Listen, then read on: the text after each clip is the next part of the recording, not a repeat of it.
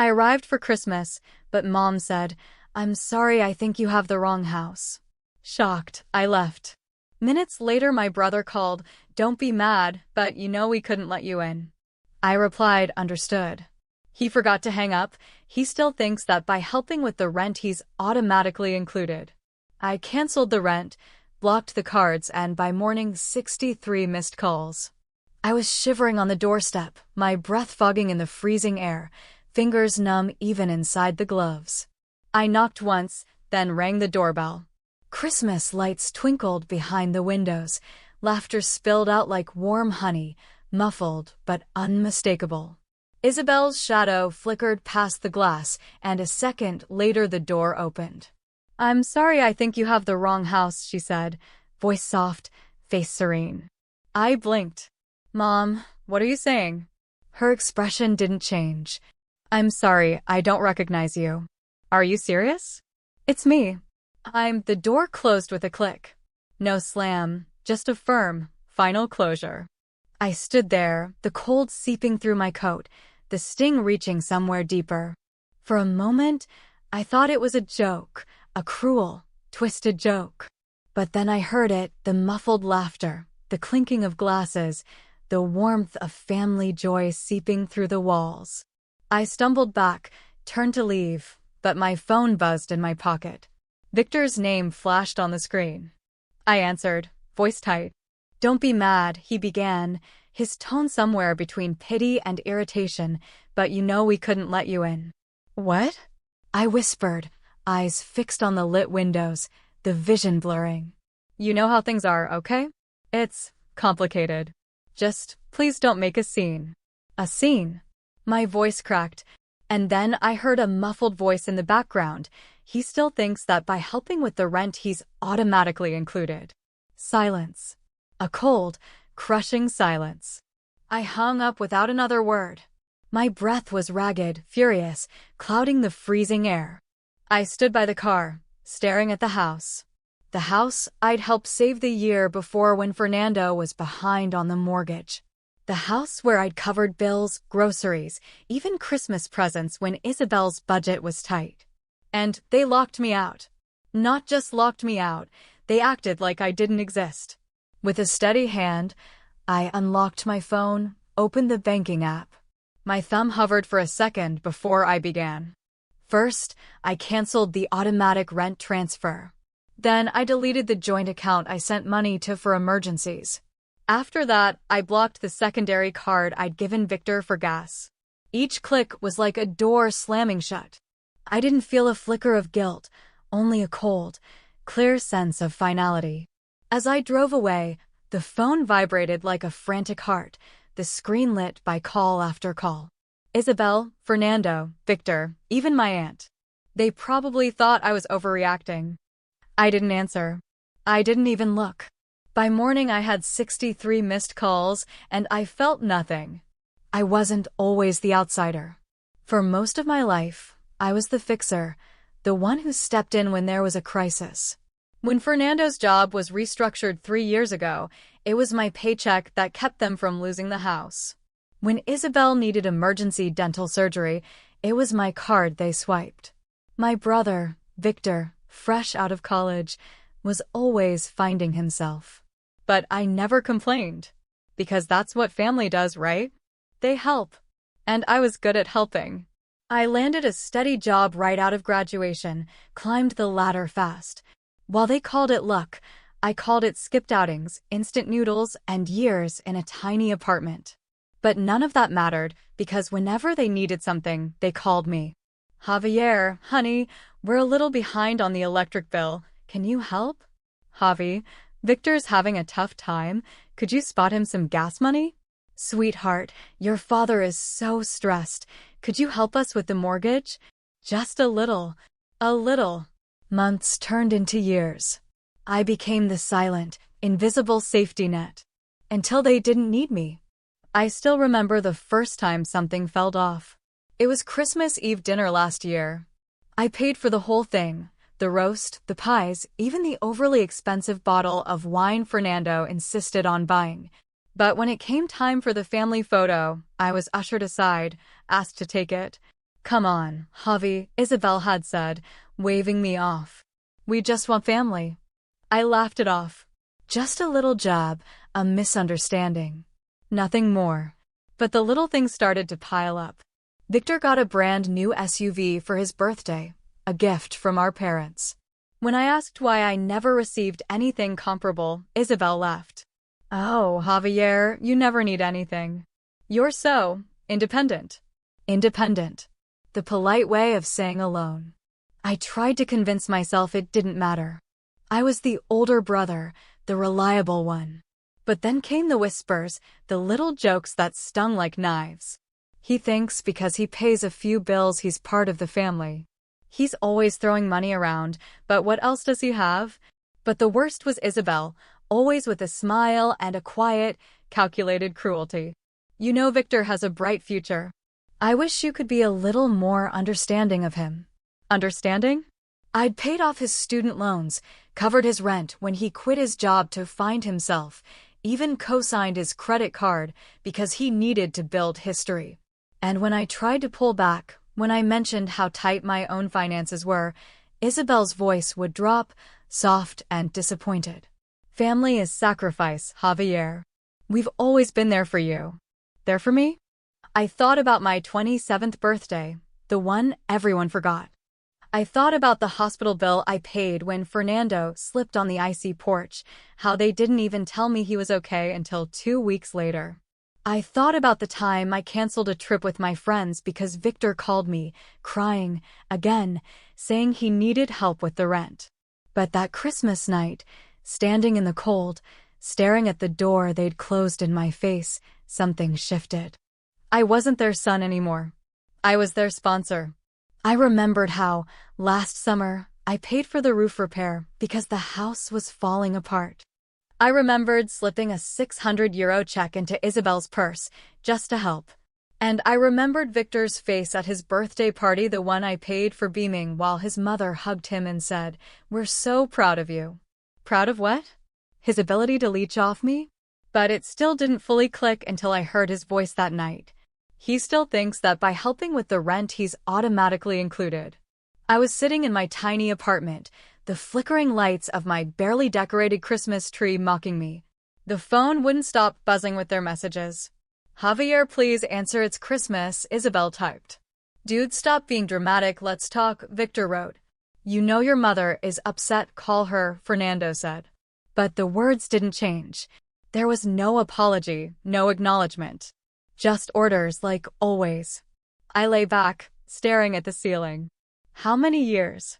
How many times had I been the invisible life raft, the silent sponsor of their picture-perfect family? The next morning, I called the bank, canceled the automatic transfers, removed my name from the joint account I'd set up for emergencies. Isabel's credit card, the one I co-signed? Canceled. The gas card Victor used for interviews? Blocked. Then I called the property manager of the house they were renting. A calm, simple call. "Yes, I'm calling to update the account. The rent will no longer be paid from my account." I left no note, no explanation. Just a clean, cold cut. I made coffee, watched the snow pile up outside.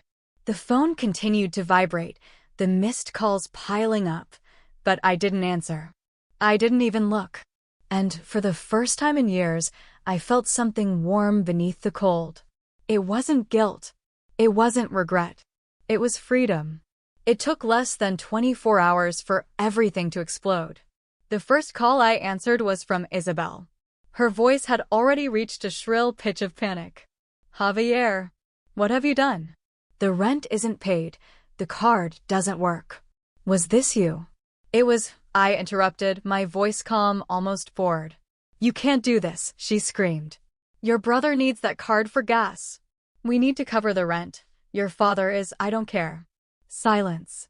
For once, she had nothing to say. I could almost picture her there, mouth opening and closing like a fish out of water. "Javier," she whispered finally, the panic giving way to something colder. "This is incredibly selfish." Selfish. The word, sharp enough to draw blood. Was it selfish when I paid your electric bill last month? When I covered Fernando's prescription because your insurance wouldn't. Was it selfish when I paid for Victor's entire graduation trip? That was a gift. She snapped, the warmth gone, replaced by the ice of accusation. You can't hold that over us. I leaned back, staring at the blank wall of my apartment. A gift is something freely given, not something demanded. You know how hard it is for your brother? Not everyone has the luck you have. Luck. I laughed again, this time louder. You call this luck? Working 60 hours a week while he plays video games? Watching you shower him with praise for his potential while I'm nothing but a bank account with a name. You need to calm down, she spat, the words clipped and rapid. Family is sacrifice. Then sacrifice something yourself, I said, my voice rising, the words coming out before I could stop them. Sacrifice that brand new SUV you bought Dad. Sacrifice the vacations you keep posting about. Sacrifice Victor's drama and tell him to get a job. There was a hiss on the other end, a sharp intake of breath. I don't recognize you, Javier. You're being cruel. No, Mom. I'm being clear. I let the silence hang for a beat. I'm done. I hung up. The next call was from Victor. His voice was lower, but just as venomous. Dude, what is wrong with you? Mom is crying. Dad is freaking out. You just cut us off like this. Yeah, dude. You can't do that. We're family. Not anymore. Are you serious? His voice hardened, the fake surprise barely masking the rage. All this over money? Over money? I scoffed. You mean the money I spent paying your rent, your credit card, your stupid streaming subscriptions? Or are you talking about the money I used to keep the lights on at Mom and Dad's because they were too busy pretending to be upper class to pay their own bills? Are you a no, I'm awake. Finally seeing reality.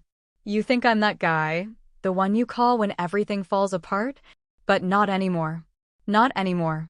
You're overreacting, he spat, but I heard it, the fear beneath the rage. Really? Going to ruin Christmas over this? Christmas? I laughed again. Was I even invited to Christmas? Or was I just supposed to pay for it? I can't believe you. You don't have to do this. I'm done. I'm free. And then came the group text, the nuclear option. Family meeting now, everyone home. Signed Mom. I thought about ignoring it, about staying in my warm, quiet apartment, letting them scream into the void. But a dark, cold fury was already coursing through my veins. So I grabbed my coat, locked the door, and drove. The house was lit up like a postcard, warm light spilling from the windows, the wreath on the door askew, made of fake pine and gold ribbon. I walked in without knocking. They were all there. Isabel, face blotchy and tear-stained. Fernando pacing by the fireplace, fists clenched. Victor sprawled on the couch, the glow of his phone illuminating his face. Finally, Isabel shrieked, rushing towards me. Javier, this has gone too far. We're family. Can't we just talk this out? You did this. The room froze. I saw the shock in their eyes as Fernando stopped pacing. Even Victor looked up, mouth open. You did this, I repeated, the moment you closed that door on me, the moment you shut me out, the moment you laughed at me behind my back, the moment you decided I was nothing more than a wallet to you. That's not true, Isabel wailed. You're our son. Am I? I stepped forward, feeling the warmth in my chest burning beneath the cold. Because I was there when you needed the rent, when the roof needed fixing, when Fernando needed his car repaired. But at Christmas, I was nothing. Not even a knock on the door. Just gone. Javier, you don't understand. Fernando tried, his voice low, almost pleading. Then explain it to me.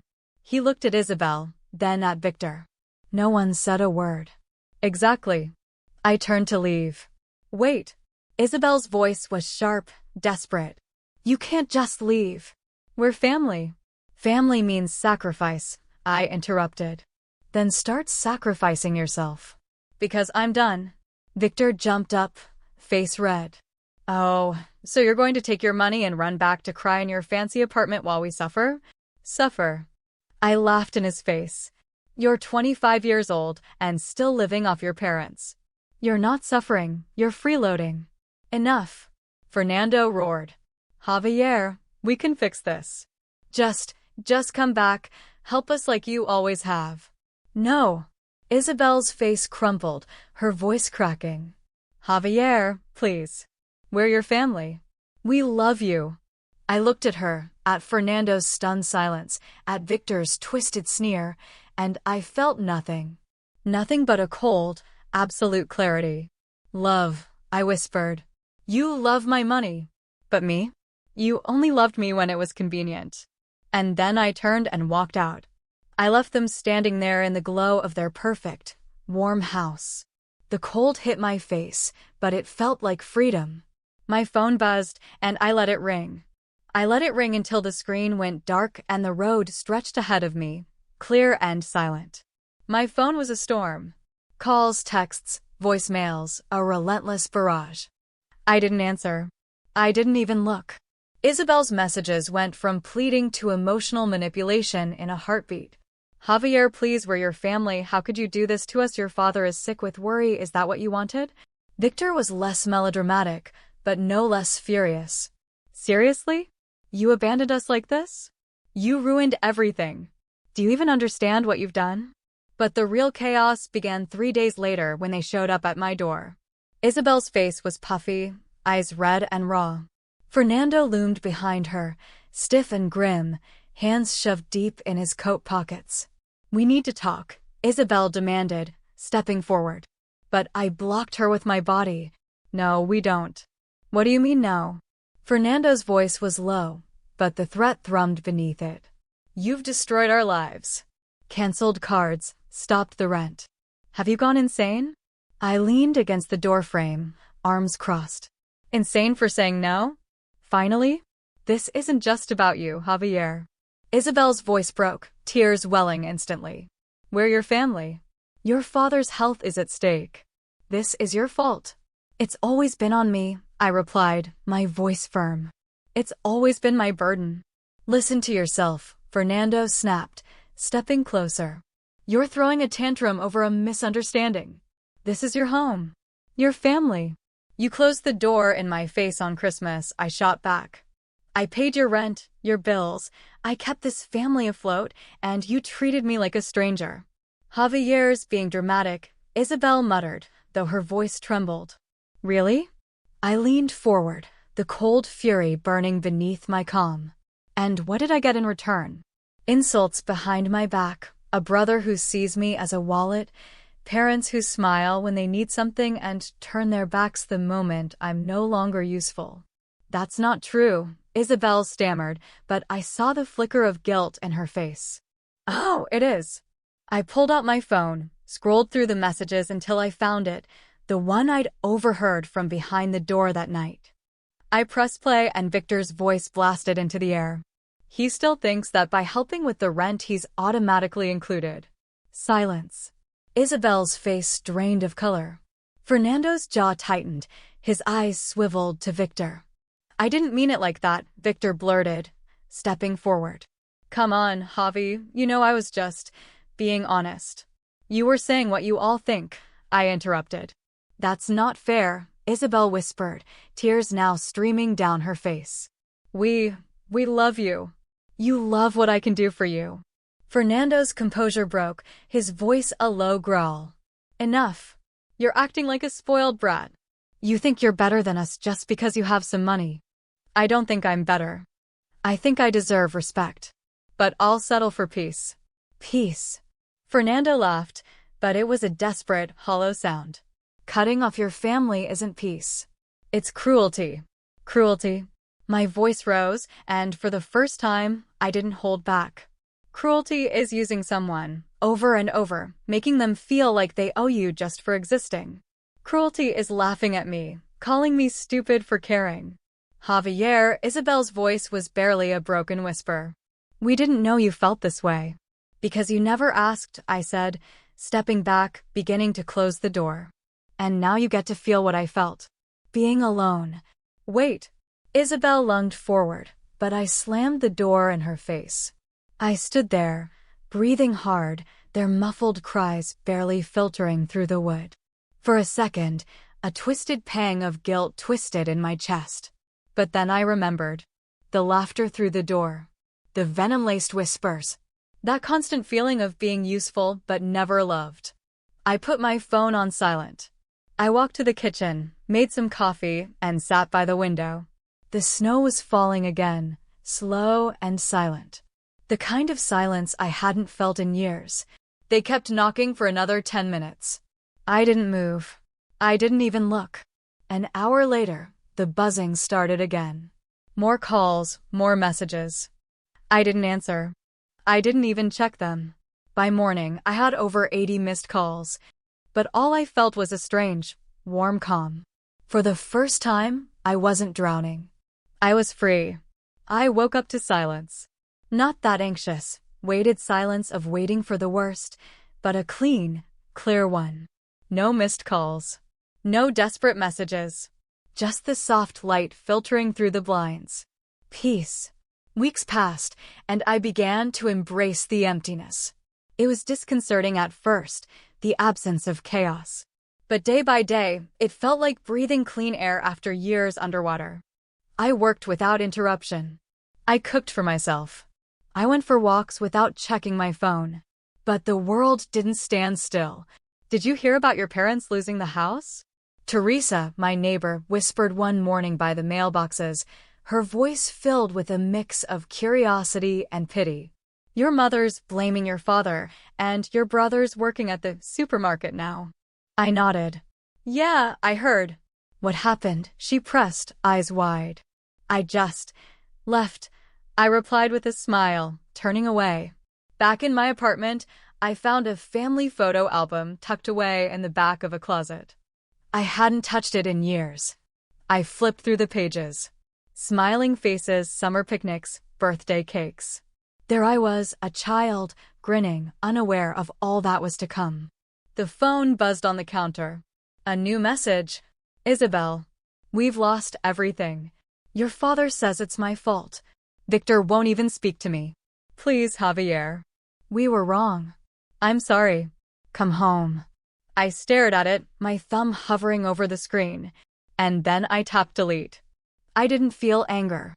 I didn't feel guilt. Just a quiet, powerful freedom. I put the album back on the top shelf, where it would gather dust again. It was a part of my life, but only a part. I stepped outside, the crisp air filling my lungs, the sky opening up, wide and bright and endless. And for the first time in years, I smiled. Not because someone needed me, but because I didn't need anyone anymore.